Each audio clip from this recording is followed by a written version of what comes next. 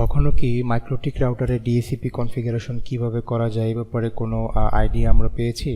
তো আসলে মাইক্রোটিক রাউটারেও আমরা ডিএসিপি সার্ভারটা কনফিগারেশন করতে পারি। তো আজকে দেখাবো হচ্ছে মাইক্রোটিক রাউটারে কিভাবে ডিএসিপি সার্ভার কনফিগারেশন করা যায়। তো চলুন শুরু করা যাক।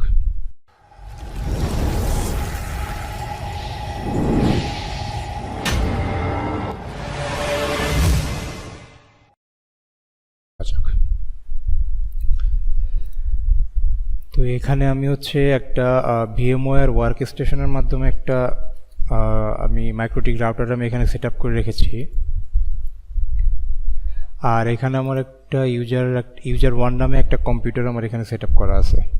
তো আমি এখান থেকে আমার ইউজার ওয়ান এই কম্পিউটার থেকে আমি হচ্ছে মাইক্রোটিক এই রাউটারে আমি অ্যাক্সেস করব। তো এখানে অ্যাজ ইউজুয়াল আমি এখানে একটা উইনবক্স রাখছি। তো আমি উইনবক্সের মাধ্যমে আমি আসলে আমি আমার মাইক্রোটিক রাউটারে আমি লগ ইন করবো। তো তার আগে আসলে একটা জিনিস বুঝতে হবে যে আসলে ডিএসিপি সার্ভারটা এটা কিভাবে কাজ করে। তো ডিএসিপি সার্ভার এটার ফুল ফর্ম হচ্ছে ডাইনামিক হোস্ট কনফিগারেশন প্রোটোকল। এটা হচ্ছে ডিএসিপি সার্ভার ফুল ফর্ম। আচ্ছা, এটা কিভাবে কাজ করতেছে? যখন মাইক্রোটিক রাউটারে একটা ডিএসিপি সার্ভার আমরা কনফিগার করতেছি, লাইক আমি ডিএসিপি সার্ভারের আইপি এখানে দিচ্ছি 172.168.10.1, অর্থাৎ আমি /24 এই ব্লকের একটা আমি আইপি আমি মাইক্রোটিক রাউটারে আমি বসাচ্ছি। কোথায় বসাচ্ছি সেটা আমি হচ্ছে আমার ল্যানে আমি বসাচ্ছি। ল্যানে বসাচ্ছি কেন? সেটা হচ্ছে যে মাইক্রোটিক রাউটারে আপনারা জানেন যে একটা হচ্ছে ওয়ান বা আইএসপি থেকে একটা কানেকশন আসবে, একটা ইথার ওয়ানে লাগবে বা যেটাতে আপনি লাগান, আর একটা হচ্ছে ল্যানের জন্য আমরা বের করব। তো দেখেন এখানে এটা হচ্ছে ল্যান পোর্ট, এটা মাইক্রোটিক থেকে একটা ল্যান পোর্ট সুইচে আসছে এবং সুইচ থেকে একটা পিসিতে আমি কনফিগারেশনটা আমি ফিজিক্যাল কনফিগারেশনটা আমি করে রেখেছি। অর্থাৎ মাইক্রোটিক রাউটারে আমি যখন ল্যানে আমি এই সার্ভার ব্লক এই আইপি ব্লকটা আমি যখন বসাবো, তখন কম্পিউটার অটোমেটিক্যালি এই ব্লকের থেকে একটা আইপি পাবে। তো আমরা ডিএসিপি সার্ভারটা কেন কনফিগারেশন করি? তো ডিএসিপি সার্ভারটা আমরা এই কারণে কনফিগারেশন করি যে যখন আমাদের অনেক বড় একটা নেটওয়ার্ক হয়ে যায়, তো সেখানে আসলে যে প্রত্যেকটা ডেস্কে যে আমাদের আইপি বসানোটা অনেক টাফ।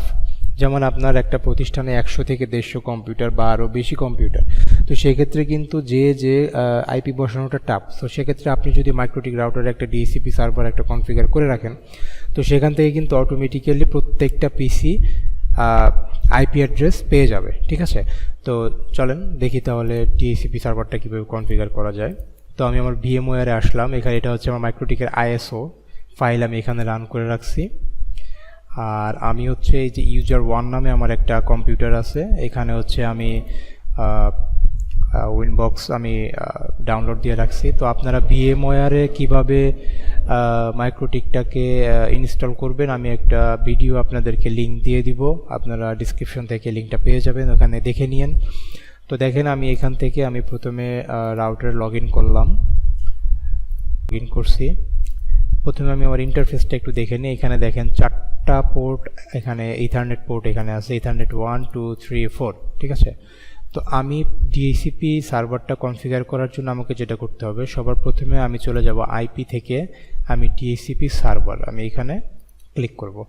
তো ডিএসিপি সার্ভারে ক্লিক করার পরে কঠিন কোনো কিছু না, জাস্ট এখানে আমরা ডিএসিপি সেট আপে ক্লিক করব। ওকে, ডিএসিপি সেটআপে ক্লিক করার আচ্ছা শুরুতে আমরা একটু কাজ করে নিই। সেটা হচ্ছে আমি ইন্টারফেসে যাব। আমি ইন্টারফেস ইথারনেট 1 এটাতে আমি নাম দিচ্ছি আমার আইএসপি, অর্থাৎ আমার আইএসপি থেকে এটা আমার কানেক্ট হবে আইএসপির সাথে। এবং ইথারনেট 2 এটা আমি চাচ্ছি যে আমার ডিএসিপি হিসেবে কাজ করবে, অর্থাৎ ডিএসিপি ল্যান। ঠিক আছে, ডিএসিপি ল্যান হিসেবে এটা কাজ করবে। ওকে, আমি দুইটা কমেন্টে আমি দুইটা দিয়ে দিলাম যাতে আমার বুঝতে সুবিধা হয়। তো এখন আমি যাব হচ্ছে আইপি থেকে ডিএসিপি সার্ভার, দেন আমি ডিএসিপি সেটআপ। আমি এখান থেকে জাস্ট ডিএসিপি সেটআপে ক্লিক করব। ডিএসিপি সেটআপে ক্লিক করার পরে এখন আমি দেখাবো হচ্ছে ইথারনেটটা, আমি কোন ইথারনেট দিয়ে আমি ডিএসিপিটা আমি রান করাতে চাচ্ছি। তো আমার যেহেতু ইথারনেট 1টা হচ্ছে আইএসপির সাথে কানেক্টেড, তো সেক্ষেত্রে আমাকে অ্যাড করতে হবে ইথারনেট 2। আমি ইথারনেট 2 আমি এখানে দেখিয়ে দিলাম যে ইথারনেট 2 দিয়ে আমি ডিএসিপিটা আমি কনফিগার করব। তো এরপরে জাস্ট নেক্সট। এখন দেখেন ডিএইচসিপি অ্যাড্রেস স্পেস, এখন হচ্ছে ডিএইচসিপি আপনার কোন অ্যাড্রেসটা সেই ব্লকটা আপনার এখানে দিতে হবে।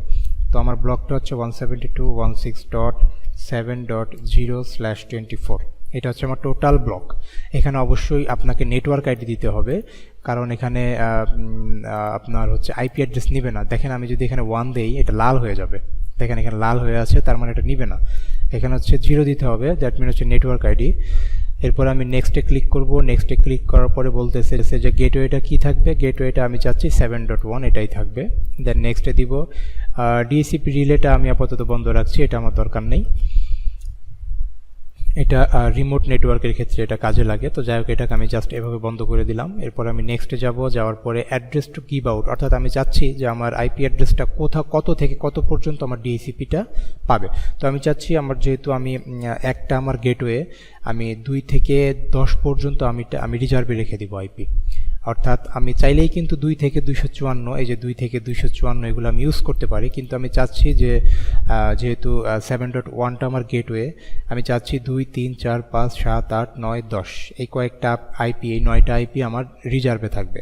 সো আমি চাচ্ছি আইপিটা পাবে 7.11 থেকে 7.254 পর্যন্ত, বা এর চেয়ে কমও হতে পারে, সেটা আপনার বিষয়।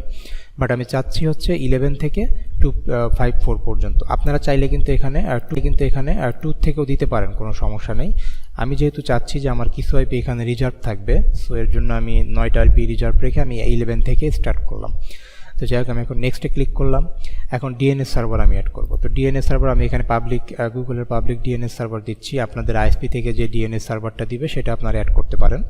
সো এখানে আমি একটা ডিএনএস সার্ভার দিছি, কিন্তু কখনো যদি আমার ডিএনএস সার্ভার একটা ফেল করে তাহলে কি আমার ইন্টারনেট চালানো বন্ধ থাকবে? না, এর জন্য আমি কি করব, আমি একটা সেকেন্ডারি ডিএনএস অ্যাড করব। তো আমি এখানে নিচে আমি অ্যারো বাটনে ক্লিক করলে আমাকে এখানে আরেকটা ডিএনএস সার্ভার অ্যাড্রেসের একটা ঘর দিচ্ছে, চাইলে আপনি আরও অ্যাড করতে পারেন। ঠিক আছে, তো আমার আর দরকার নেই, আমি 2টাই রাখছি। এরপর আমি নেক্সট দিব। দেওয়ার পর লিস্ট টাইমটা কি? তো লিস্ট টাইমটা হচ্ছে যে কতক্ষণ পর পর আপনার ডিএইচসিপি ক্লায়েন্টের আইপি অ্যাড্রেসটা চেঞ্জ হবে। দ্যাট মিন আমার এই কম্পিউটারটা এখন ডিএইচসিপি সার্ভারে একটা আইপি পাইছে, লাইক এরকম 172.168.7.5, এই আইপিটা সে কতক্ষণ পর্যন্ত এই আইপিটা ধরে রাখতে পারবে, অর্থাৎ সে এখন কম্পিউটার তার বন্ধ, সে ইউজ করতে পারতেছে না। সো এখন এই আইপিটা সে কতক্ষণ পরে সে অন্য একটা আইপি পাবে, অর্থাৎ সে আইপিটা চেঞ্জ হবে কতক্ষণ পর। তো আমি চাচ্ছি এখানে আইপিটা চেঞ্জ হবে 3 দিন। আমি চাচ্ছি 3 দিন পর পর আইপিটা চেঞ্জ হবে। লিস্ট টাইম এখানে আপনি বাড়া কমাও করতে পারেন, সেটা আপনার ব্যক্তিগত বিষয়। আপনি যদি চান যে আপনি 10 মিনিট পর পর আপনার পিসির আইপি চেঞ্জ হবে, সেটাও আপনি দিতে পারেন, কিন্তু আমি দিয়ে দিচ্ছি 3 দিন। এরপর আমি নেক্সট দিব। দেখেন আমার এখানে সেট আপটা আমার এখানে কমপ্লিট হয়ে গেছে, কিন্তু আমার এখানে লাল হয়ে আছে। লাল হয়ে থাকার পিছনে কারণ আছে, সেটা হচ্ছে যে আমাকে অ্যাড্রেস থেকে আইপি অ্যাড্রেসটা আমাকে দেখিয়ে দিতে হবে। ঠিক আছে, তো দেখেন এইখানে আমি জাস্ট এটা থাকলো, দেখেন এটা এখনই অ্যাক্টিভ হয়ে যাবে। আমি এখান থেকে যাব হচ্ছে এখন আইপিতে এবং যাব হচ্ছে অ্যাড্রেসে। সো অ্যাড্রেসে যাওয়ার পর এখানে আমি প্লাস বাটনে ক্লিক করলাম। এখন আমার আইপি ব্লক ছিল কত, 172.168.7. অ্যাড্রেসটা হচ্ছে 1 এবং নেটওয়ার্কটা সে অটোমেটিক্যালি নিয়ে নিবে এখানে। এবং আমার ইথারনেটটা কত ছিল, ইথারনেটটা ছিল হচ্ছে 2। ঠিক আছে, 2। আমি যখন এটা অ্যাপ্লাই ওকে দিব, দেখবেন এখানে নেটওয়ার্ক আইডি অটোমেটিক্যালি নিয়ে নিবে এবং আমার এটার লাল রং আর থাকবে না, এটা অ্যাক্টিভ হয়ে যাবে। দেখুন এখানে আমার নেটওয়ার্ক আইডিটা নিয়ে নেয়নি অটোমেটিক্যালি। যাই হোক, আমি এখানে বসিয়ে দিলাম, সরি,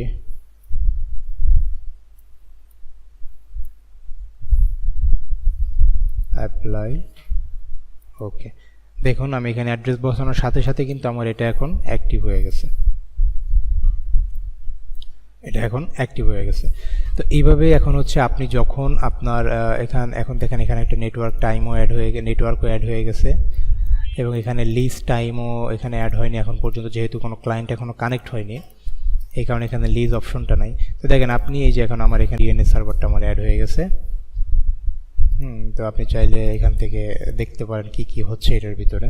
তো এই ছিল কনফিগারেশন। এখন এই মাইক্রোটিক রাউটারের সাথে যে সুইচটা কানেক্টেড ল্যানে, এই ল্যান থেকে যে পিসিটাই কানেক্ট হবে না কেন সেই এখন একটা এই ব্লকের থেকে একটা আইপি সে এখন অটোমেটিক্যালি পেয়ে যাবে। তো এটাই ছিল হচ্ছে ডিএসসিপি সার্ভার কনফিগারেশনের বেসিক কনফিগারেশন সেটআপ।